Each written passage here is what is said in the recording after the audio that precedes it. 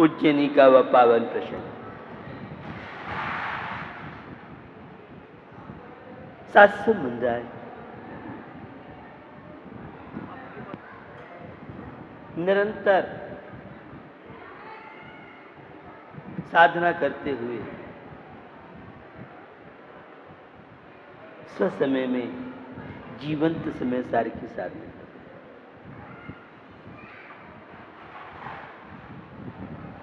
आत्मा की साधना, रत्नत्रय की साधना करने वाले वे आचार्य परमेष्ठी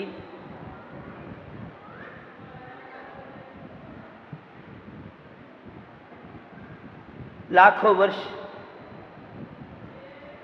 पुराना वह प्रसंग आज भी दिल को दिला देता है, हमें कुछ सोचने के लिए मजबूर करता है। बंधु, इसी उत्तर प्रदेश को वह गौरव प्राप्त हुआ, हस्तिनापुर नगर में महापद्म नाम के राजा और लक्ष्मीवती रानी संस्कारित थी। एक सम्राट होने के बाद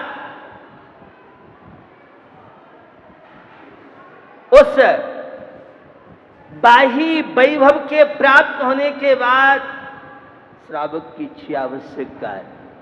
देव पूजा, गुरु पास्ती, स्वाध्याय, संयम, तप, दान, इनसे कभी विमुख नहीं है।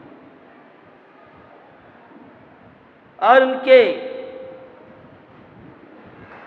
उस धर्म साधना का फल रत्नत्रय के मार्ग पर बढ़े और उनके पद्मराय और विष्णु कुमार पुत्र थे। विष्णु कुमार को वैराग्य हो गया, संसार में शांति नहीं, बहुत वैभव को प्राप्ति और दिगंबरी दीक्षा लेके शादी। बंधु, मुनि सुब्रत तीर्थंकर का ये अद्भुत शासन चल रहा था और कुछ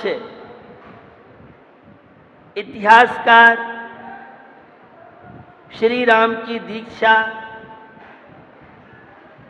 तो लवकुश का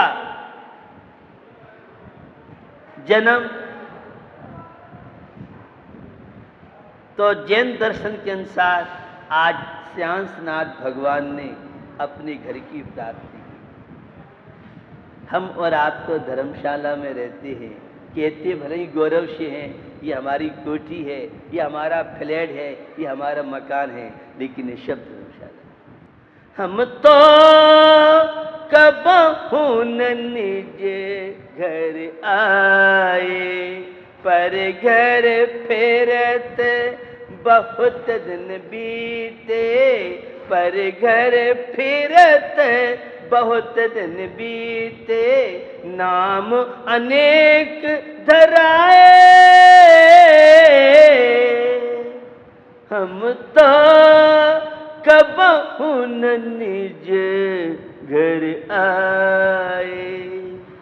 भगवान श्याम ने अनंत काल से जो आत्मा संसार में भ्रमण कर रहा था और आज के दिन उन्होंने मोक्ष पद की प्राप्ति 8 कर्मों को नष्ट करके समकेत दर्शन ज्ञान अगुरु लघु अवगाहना, सूक्ष्म बीरजवान निराबाद गुण सिद्ध के अनंत काल के लिए विशुद्धालय में विराजमान हो गए।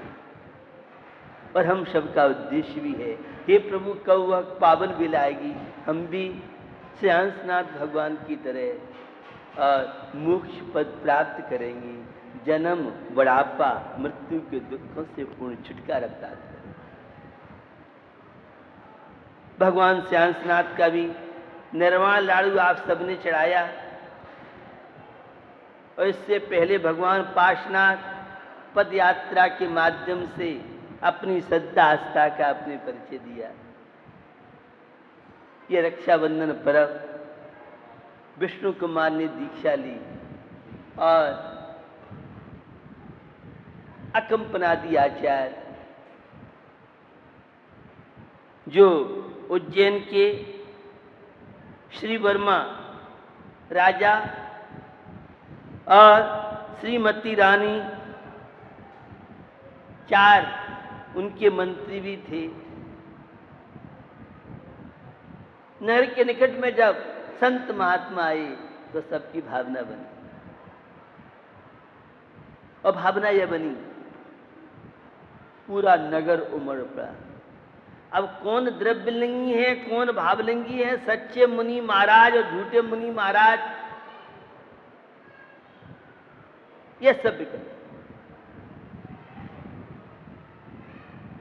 पंडित टोडरमल जी मोक्ष समझते हैं दिगंबर मुद्रा और पिक्षिका कमंडल, इस मुद्रा को देखता है तो सहज में ही श्रद्धा आस्था उमड़ पड़े। सारा नगर पूछा, राजा भी पूछे। मैं पूरी कहानी की चर्चा आज नहीं कर पाऊंगा। अकंपनादि आचार्य जो होते हैं संघ के नायक, पंचाचार स्वयं पालते हैं और साधु संघों को परवाते हैं, जो दीक्षा प्रायश्चित आदि विशिष्ट ज्ञानी थे। संघ को आदेश कर दिया आज सबको मौन से रहना। एक मुनि महाराज ने उनकी आज्ञा नहीं सुन पाई, वे आहार के लिए सुसागर नाम के राजा आया, सब ध्यान में लिए। उन मंत्रियों के मन में बहुत तरह की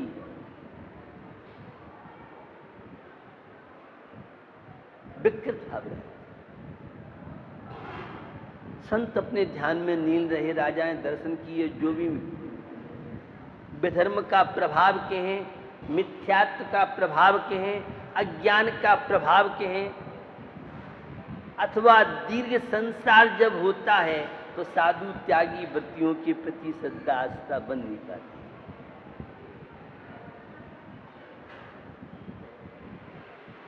समर्पण था, आस्था थी श्री वर्मा राजा में। और जब लौट रहे थे तो रास्ते में उन विधर्मी मंत्रियों ने, उन्हें बड़ा अहंकार था अपने पांडित्य का, अपने ज्ञान का। मुनराज ने सोचा इन्हें सद्ज्ञान, सम्यक दर्शन ज्ञान चारित्र का परिचय कराना चाहिए, और शास्त्रार्थ में जब पराजित हो गए तो बहुत तरह की विकल्प संकल्प,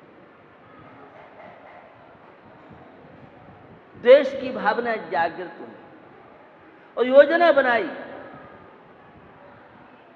आज हमारा अपमान हुआ है महात्मा जी के द्वारा, हमें बदला लेना है, और नंगी तलवार लेके चल दी। इधर क्या हुआ, मुनराज जब संघ में पहुंचे तो मुनराज को अपने गुरु महाराज को एक एक घटना बतानी पड़ी। आचार्य रास्ते में शास्त्रार्थ हुआ और ये विजय पताका आचार्य परमिष्टि कहती हैं, अकंपन आचार्य कहते तुमने अच्छा नहीं किया, मुझे आपकी आज्ञा का नॉलेज नहीं, मुझे प्रायश्चित दें, इस विपत्ति को, संकट को कैसे। आचार्य परमिष्टि कहते बहुत बड़ा अनर्थ हो गया, बहुत बड़ा अवसर हो गया, कोई उपाय यही है, आज का प्रायश्चित यही है, शिष्य आज्ञाकारी अगर होता है, गुरु की आज्ञा में चलता है तो जीवन में क्या प्राप्त नहीं कर पाता है, और गुरु की आज्ञा से विमुख हो जाता है तो उसकी सारी योग्यताएं, क्षमताएं अभिव्यक्त। हुआ यही, गुरु जी ने कहा जहां शास्त्रार्थ हुआ, आज सारी रात तो तुम्हें सामायिक करना है खड़गासन, जो भी आज्ञा। वे ध्यान में लीन थे, शरीर अलग है, आत्मा अलग है, और वह चिंतन चल रहा था। तप तपे द्वादश धरे वृष दस, रत्न त्रय सेवे सदा, मुन साथ में वा एक विचरे, चही नहीं सुख भव कदा। यो है सकल संयम चरित, सुनिए स्वरूपा चरण अब, जिस होत प्रगटे आपनी निधि, मिटे पर की प्रवृत्ति सब। शरीर अलग है, आत्मा है, मैं चैतन्य आत्मा, मैं अनंत दर्शन, अनंत ज्ञान, अनंत सुख में, अनंत वीर में हूं। मैं पर का करता नहीं हूं, भोगता नहीं हूं। वे ध्यान में लीन थे और ये नंगी तलवार लेके जा रहे थे। अरे आगे मत बढ़ो, उन शास्त्र ने कुछ नहीं किया है, अपमान तो इनसे हुआ, पहले इनसे बदल है। कोई कितना क्रूर से क्रूर हो, पापी से पापी हो, कहीं ना कहीं पाप से डर उसके जीवन में। मैं बहुत एक से एक वर्ल्ड के क्राइम वालों के बीच में बैठता हूं। आप कहेंगे आप तो संत हैं, क्योंकि 86 प्रवचन जेलों में की है, और ताज होटल बंबई का उड़ाने वाला माइंडेड कशाब, जब मेरा बॉम्बे की जेल में प्रवचन हुआ तो कशाय वहां मौजूद था, 700 उसकी सुरक्षा में लोग थे। विदेशी एक से एक क्राइम करने वाले, राजकोट जेल में था तो एक पाकिस्तान का जिसे फांसी की सजा सुनाई गई थी, उससे मुझे जेल सुपरिटेंडेंट ने मिलाया था। तो एक से एक वर्ल्ड के क्राइम वाले लोगों के बीच में बैठने का मौका मिलता है, और प्रयास हम लोग करते हैं कि अपने जीवन को वे कैसे परिवर्तित कर सकें। मैं आपको बताना चाह रहा हूं, उस व्यक्ति के अंदर कोई भी डकैत जब डकैती डालने जाता, मैंने घटना आपको सुनाई थी, जब राजघाट बांध बन रहा था, क्षुल्लक अवस्था की बात है, बहुत पुरानी बात है, 81 या 82 की बात। तो गर्मी का समय था, और मैं जब चेन्नई की ओर बढ़ रहा था तो एक डाकुओं की गैंग आई। उसने कहा कि संत जी चोरी करने जा रहे हैं, आपका आशीर्वाद चाहिए।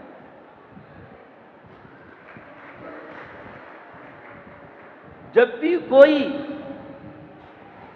डकैती करने जाता है, वो भी किसी देवी देवता की आराधना करके जाता है, ये आपको मालूम होना चाहिए। अब तो खैर स्थिति अलग है, पहले बड़े बड़े डाकू होते थे, वे कभी भी लेडीज पे हाथ नहीं मारते और कह देते थे तेरा जो सामान है लेके और तुम बाहर हो जाओ। इतना उनके अंदर एक स्तर हुआ करता।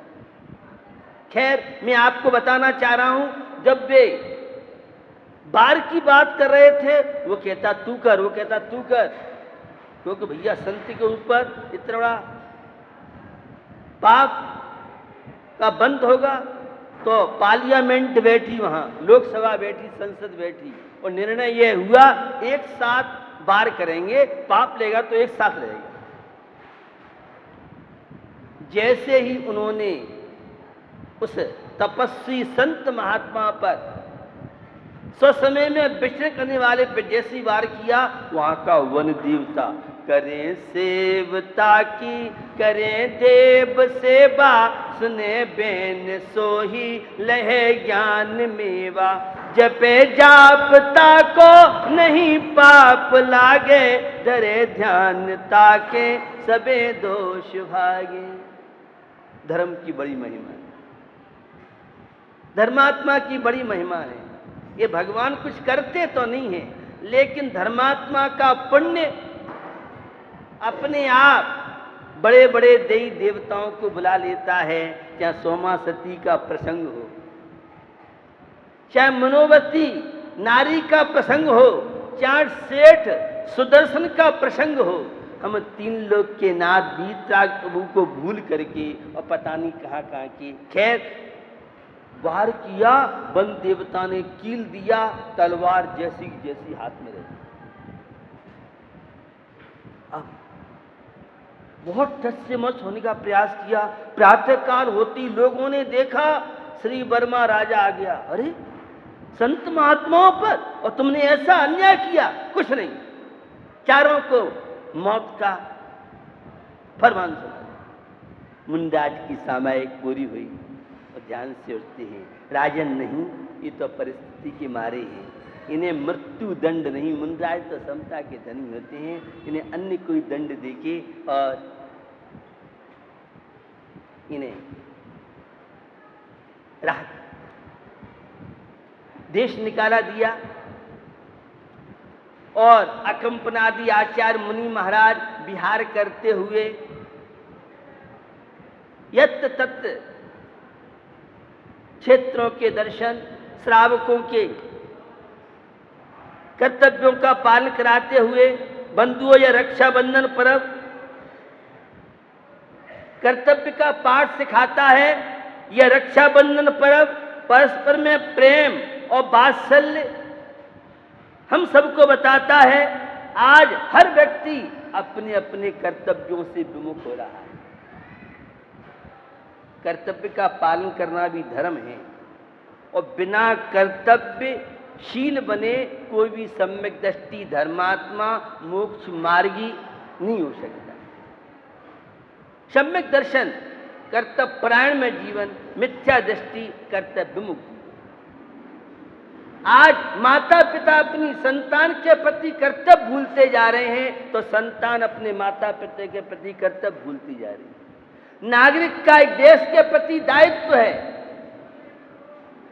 इस संस्कृति के प्रति जिम्मेदारी है हम सब। कितने कितने उतार और चढ़ाव इस भारतीय संस्कृति में आए। और मैं एक बात कहता हूं, अनेकों विदेशी यहां लोग आए और भारतीय संस्कृति को नष्ट करने के लिए बहुत तरह के प्रयास किए गए, लेकिन भारतीय संस्कृति की जड़ें इतनी गहरी हैं कि संस्कृति को न कोई नष्ट कर सका है और न आगे कर सकता है। यह गौरवशाली देश की संस्कृति